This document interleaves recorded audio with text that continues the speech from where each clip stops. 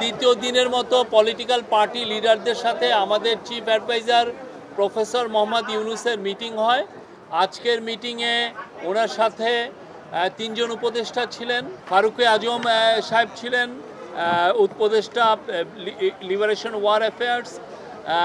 আফম খালিদ হোসেন ছিলেন, উনি religious affairs উপদেষ্টা, এবং ইন্ডাস্ট্রিজ উপদেষ্টা আদিলুর রহমান খান ছিলেন। এই মিটিংয়ের মূল যে থিমটা ছিল যে এই পার্টিগুলো আসলেন, পার্টির যে লিডাররা তারা স্যারকে, প্রফেসর ইউনুসকে সমর্থন জানিয়েছেন, তার রিফর্ম, তার বিচার, এবং আমরা যে রিফর্ম করছি, আমরা যে বিচারের কার্যক্রম শুরু করেছি, এবং আমরা যে নির্বাচনের জন্য যে কাজ করছি সেইটার জন্য তারা তাদের সম্পূর্ণ সমর্থন জানিয়েছেন।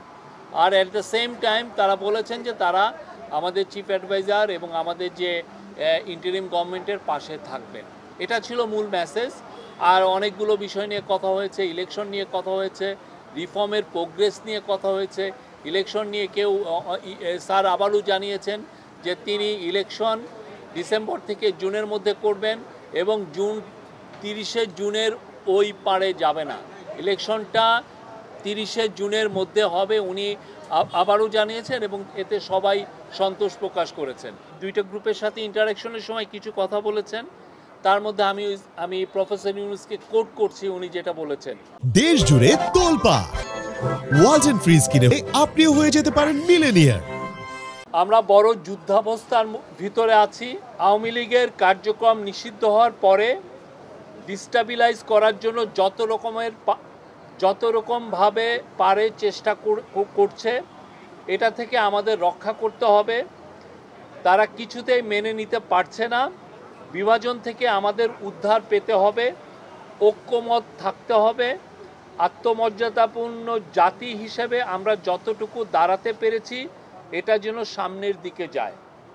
সবাই একসঙ্গে বসাতে উনি বলছেন যে আমি মনে সাহস পেলাম। সুষ্ঠু নির্বাচন করতে না পারলে আমি অপরাধী অনুভব করব। তারপরে বলেছেন যে মহাসুযোগ পেয়েছি অভ্যুত্থানের কারণে, ধ্বংস হয়ে যাওয়া দেশকে টেনে আনা, আওয়ামী লীগকে নিষিদ্ধ করার সঙ্গে সঙ্গে আর একটা যুদ্ধ পরিস্থিতি তৈরি হয়েছে দেশের ভিতরে এবং বাইরে, যাতে আমরা এগোতে না পারি, যাতে সব কিছু কলাপস হয়ে যায়, আবার যাতে গোলামিতে ফেরত যাই, এটা উনি বলেছেন। আমি যতদিন আছি দেশের কোনো অনিষ্ট হবে এমন কোনো কাজ আমাকে দিয়ে হবে না, নিশ্চিত থাকেন। উনি একটা ডেডলাইন দিয়েছেন, এবং আমি কালকেও বলেছি, আজকেও বলছি, বারবার বলছি, উনি এক কথার মানুষ। উনি বারবার বলেছেন যে জুন 30-এর পরে ইলেকশন যাবে না। ওনাকে ট্রাস্ট করতে হবে। যখন সময় আসবে উনি রোডম্যাপ বা যেটা শিডিউল সেটা ঘোষণা করবেন। আমরা তো এটা বারবার বলছি, একটা না, এটা নিয়ে কিন্তু আমরা দিনের পর দিন, মাসের পর মাস বলছি। আমি জানি না এটা কেন, এটা এমবিগুইটি আছে।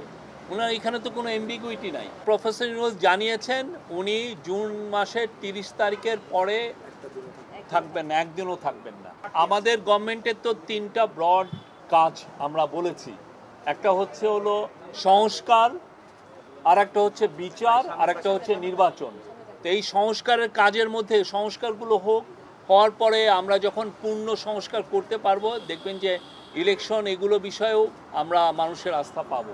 আজকে আমার জানা মতে কেউ যে কোনো উপদেষ্টার পদত্যাগ চেয়েছেন আমরা এটা শুনি নাই।